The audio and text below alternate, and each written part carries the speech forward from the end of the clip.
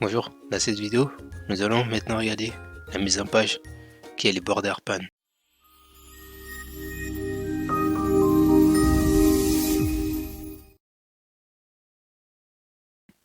Donc les containers border pan permettent de placer des composants en forme dans 5 zones: top, bottom, left, right et center.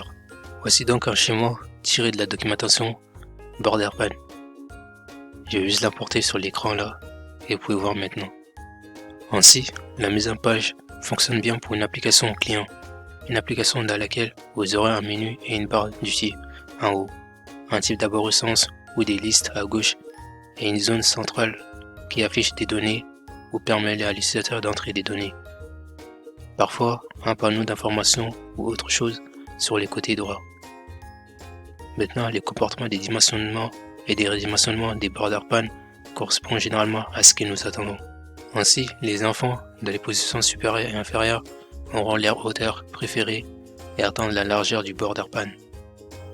Désormais, les enfants dans les positions gauche et droite auront leur préférence largeur et attendent toute la hauteur entre les positions supérieures et inférieures.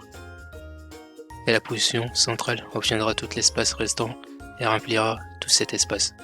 Donc, nous allons garder notre mise en page Hbox et nous allons l'entourer d'un border pan.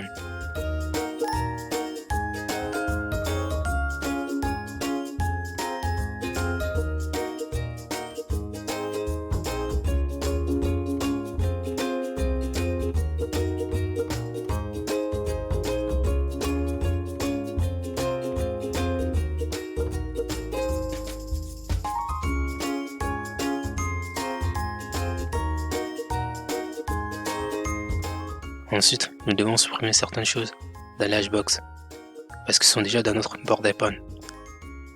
Donc ça va être les fx, contrôle, les XML, fx et les alignements.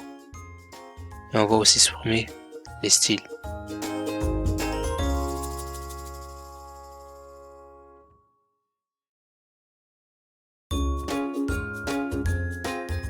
Donc si nous l'exécutons maintenant,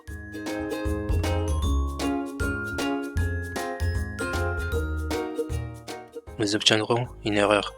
Vous pouvez voir qu'il s'agit de la propriété alignement.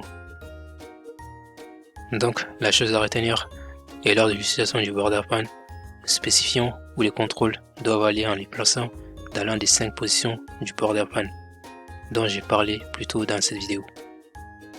Les border pan ne prennent pas en charge la propriété d'alignement. Mais comme nous le verrons plus tard, nous pouvons aligner les enfants border pan dans leur position dans les border pan lui-même. Alors, enlevons la propriété d'alignement et exécutons à nouveau l'application. Vous pouvez voir que nous avons maintenant quelque chose de vraiment bizarre s'est passé avec les boutons de notre Hbox. Ils sont positionnés en haut à gauche de la fenêtre comme vous pouvez le voir.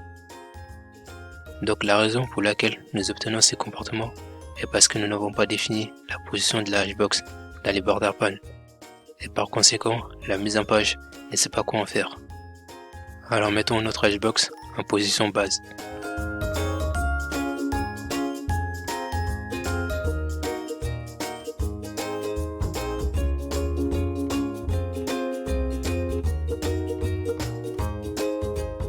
Donc si nous l'exécutons à nouveau,